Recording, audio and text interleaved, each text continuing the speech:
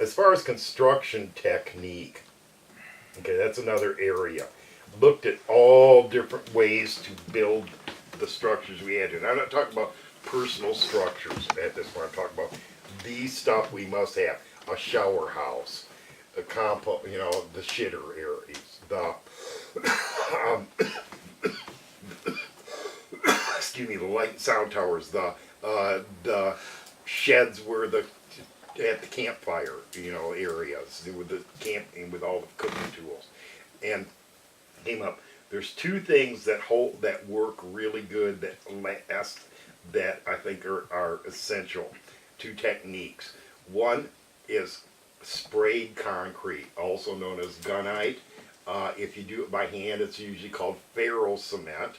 It's which they've made ferro cement, ocean-going ferro cement boats. I actually helped launch a barge-sized one that a guy had built in his backyard by hand.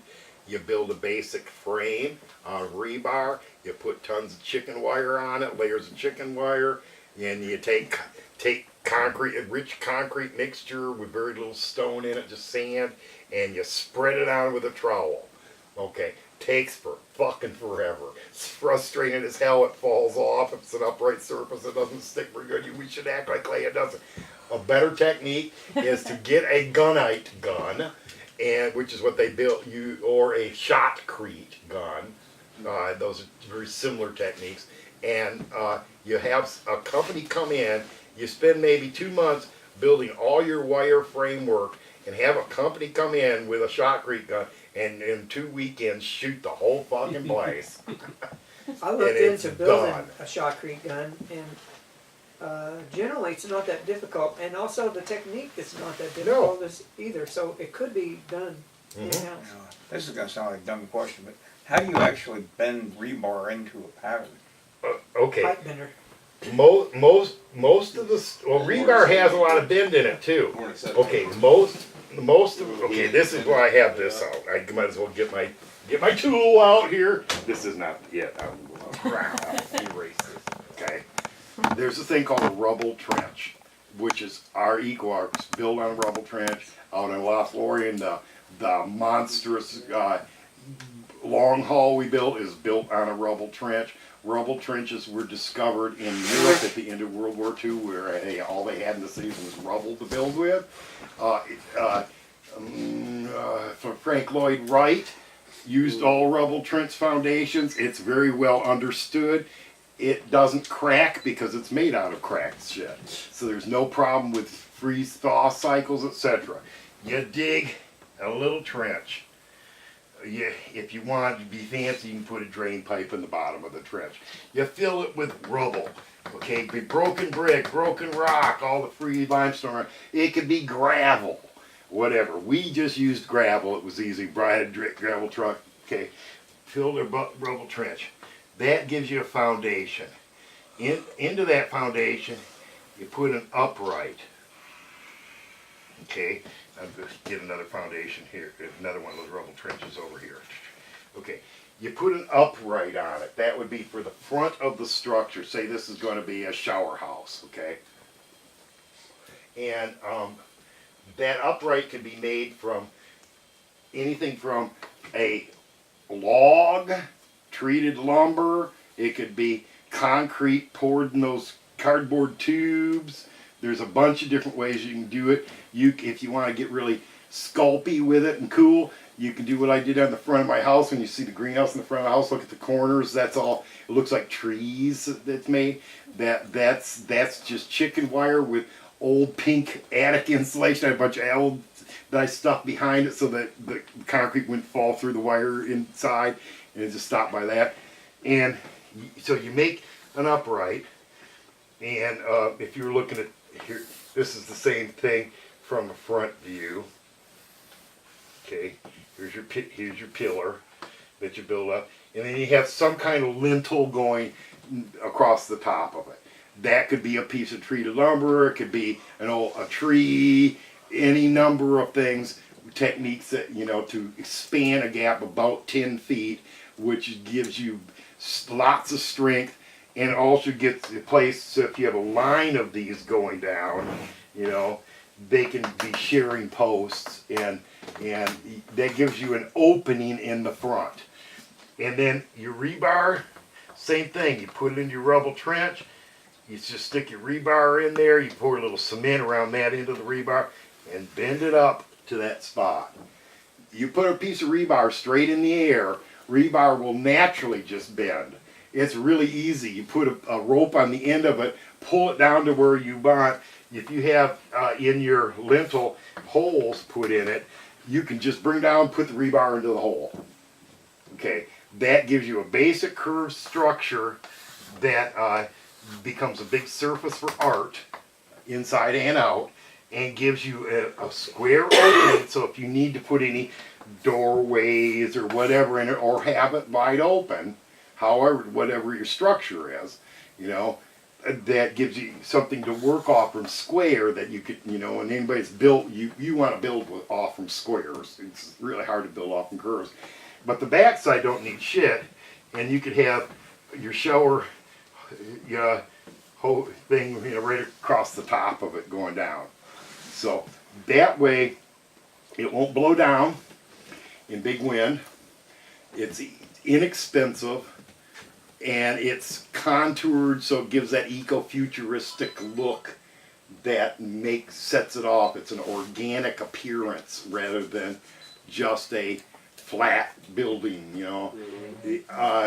Carrie, what are the words that you use to describe can you?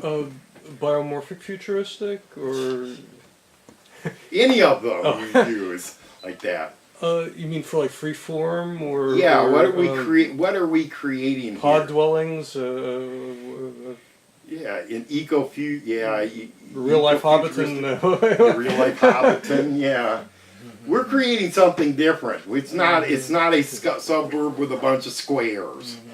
You know? No cookie cutters. Yeah, that's right. But we want to do this cheap, and we want to do this fast, but we want it durable so it lasts a long time. So that's one technique, is to just build that and spray it. Another one is to use foam. There was a fellow at Starwood that was talking about spraying concrete over inflatables. Mhm. This was maybe 20 years ago Yes. when I was Yeah. there. I Yes. forget his name. I probably recognize it if I heard it again. Yes. Maybe the one with the puffer dome. Yes. Anything ever come of his idea? I think like he Uh, was. well, doing something on down his in land, Texas, there's a huge company called Monolithic Dome. Yeah, Go to those two, monolithicdome.com, and they're perfect for building big shit. So, you know, you can do small pods. You can actually buy from them pre-made mini dome homes, tiny houses made from this that'll never blow down. They had one of these in where Hurricane Andrew came through southern Florida and cut everything to 2 feet. There was a whole swath of nothing that was higher than 2 feet except these domes. We hit these domes, blew out the windows, but the domes were fine. Yeah. They'll hold up to anything, you know. But we do need a front surface that's an easy, like I can open the door and walk into this thing, you know. So it's in that realm. But yes, if you had a balloon form, you could just do balloon forms. But if you don't get a 1 week or a couple weekends spraying everything job, then, because you have to have a form for each one of these, unless you spray it with just foam and take the balloon frame out. I was gonna say, I recently saw structures that are made that way now with huge inflatable balloons, and you spray them and then you pop it, and then you just have this whatever Yep. shape the balloon is Yep. made It's got in. like an air form. release Yes. down here, and then that's what they pull it out of. It's pretty Mhm. cool. Awesome. Then they just cut doors in it with a big old Salt. concrete saw. Saw, yep. Then there's another substance that's called ceramicrete, aka grancrete is what's the commercial version of ceramicrete. But if you Google ceramicrete, you'll find out all sorts of really interesting stuff. It's a magnesium-based cement.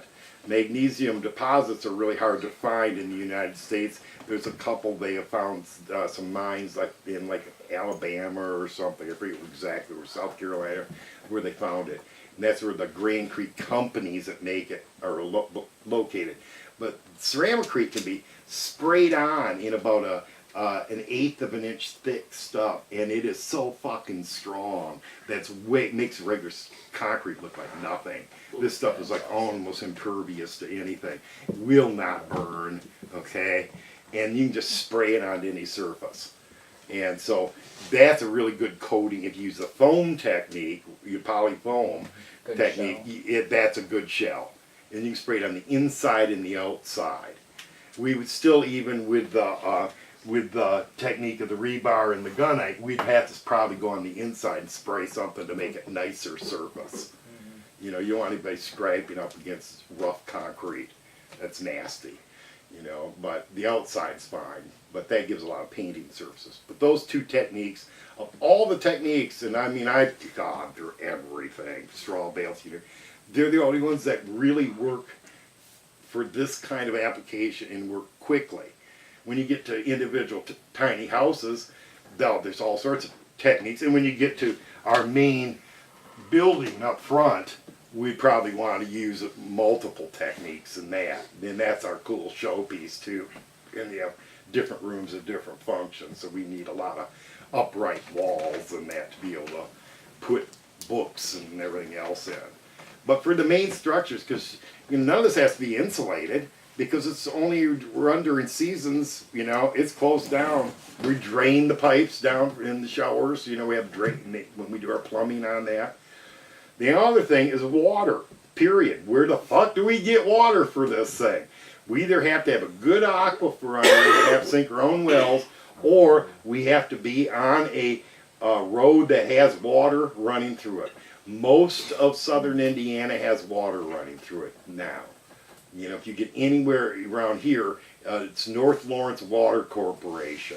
It buys its water from Bedford, which it gets it from the river, from wells that are sunk below the river. It's not perfect, it's not bad, it's not like a lot of city water I've had, but you could just run your pipes off from that. If you talk with the water company, like the small local water companies, they laid into this little mini subdivision we have going on back here, they laid water pipe along all these roads for free and put in little meters, and they put in fire hydrants for free, because they knew that eventually everybody would hook up and use it. Now, we never hooked our house up to it. We do use it because we have the frost-free pump we put in up front, and I have actually water tanks in the house that I can use a hose to fill my water tanks with, or I can fill my water tanks using roof runoff too. Wherever we could use roof runoff, we should, but to make sure you have water for 28 events a year, you better have some kind, you either own wells in this place. So those are unknowns until you see the piece of land and see what's They're available. also How expensive because you have to drill. for Yes, water. yes. Pump heads are not cheap at all. Not either. cheap, especially volume of water. That's why things like misting showers are important, you know. Keep our water use low, but very nice, you know. So.